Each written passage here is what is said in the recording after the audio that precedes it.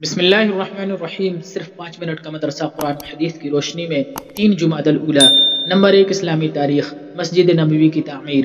ہجرت کے بعد رسول اللہ صلی اللہ علیہ وسلم نے سب سے پہلے ایک مسجد کی تعمیر فرمائی جس کو آج مسجد نبوی کے نام سے جانا جاتا ہے۔ اس کے لیے وہی جگہ منتخب کی گئی تھی جہاں حضور صلی اللہ علیہ وسلم کی اونٹنی بیٹھی تھی۔ یہ زمین بنو نجار کے 2 یتیم بچوں کی تھی جس کو آپ صلی اللہ علیہ وسلم نے قیمت دے کر خرید لیا تھا۔ اس کی تعمیر میں صحابہ کرام رضی اللہ تعالی عنہم کے ساتھ آپ صلی اللہ علیہ وسلم بھی پتھر اٹھاتے تھے۔ صحابہ کرام رضی اللہ تعالی عنہم جوش میں یہ اشعار پڑھتے تھے اور آپ صلی اللہ علیہ وسلم بھی ان کے ساتھ آواز ملاتے اور پڑھتے، اللہم ان الاجر اجر الآخرۃ فرحم الانصار والمہاجرہ۔ اے اللہ، اصل اجرت تو آخرت کی اجرت ہے، اے اللہ انصار و مہاجرین پر رحم فرما۔ یہ مسجد اسلام کی سادگی کی سچی تصویر تھی۔ اس مسجد کے 3 دروازے بنائے گئے تھے۔ دروازے کے دونوں پائے پتھر کے اور دیواریں کچی اینٹ اور گارے کی بنائی گئی تھی۔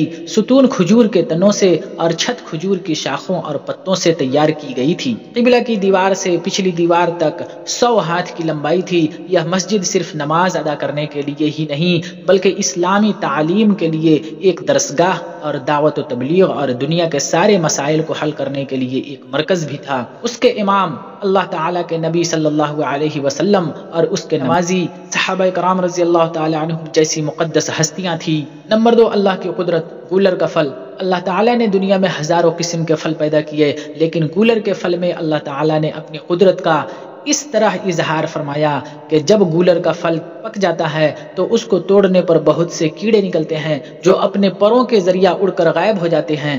آخر اس گولر کے پھل میں یہ اڑنے والے کیڑے کہاں سے آ گئے جبکہ اس میں داخل ہونے کا کوئی راستہ بھی نہیں ہے؟ یقیناً اللہ ہی نے اپنی قدرت سے گولر کے پھل میں چیونٹی نما کیڑے پیدا فرمائے ہیں۔ نمبر 3، ایک فرض کے بارے میں۔ شوہر کے بھائیوں سے پردہ کرنا۔ رسول اللہ صلی اللہ علیہ وسلم نے فرمایا، نامحرم عورتوں کے پاس آنے جانے سے بچو۔ ایک انصاری صحابی نے عرض کیا، دیور کے بارے میں آپ کیا فرماتے ہیں؟ تو آپ صلی اللہ علیہ وسلم نے فرمایا، دیور تو تمہارے لیے موت ہے، یعنی شوہر کے بھائیوں سے پردہ کا بہت ہی زیادہ اہتمام کرنا چاہیے۔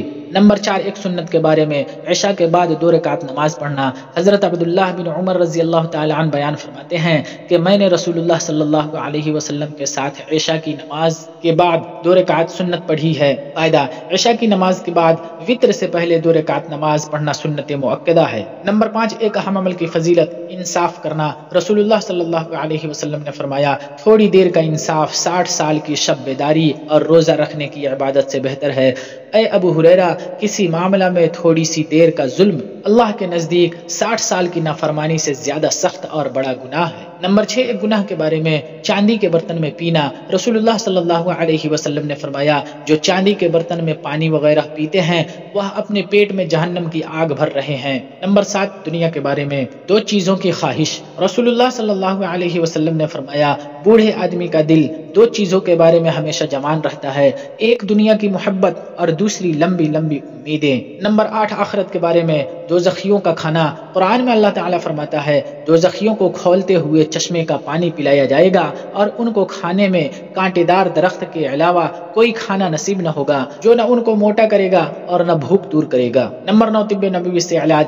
بیماریوں کا علاج۔ حضرت انس رضی اللہ تعالی عنہ کے پاس 2 شخص آئے جن میں سے ایک نے کہا، اے ابو حمزہ، یا حضرت انس رضی اللہ تعالی عنہ کی کنیت ہے، مجھے تکلیف ہے یعنی میں بیمار ہوں۔ تو حضرت انس رضی اللہ تعالی عنہ نے فرمایا، کیا میں تم کو اس دعا سے دم نہ کر دوں جس سے رسول اللہ صلی اللہ علیہ وسلم دم کیا کرتے تھے؟ اس نے کہا، جی ہاں ضرور۔ تو انہوں نے یہ دعا پڑھی، اللہم رب الناس مذہب البأس اشفی انت الشافی لا شافی الا انت شفاء لا یغادر سقما۔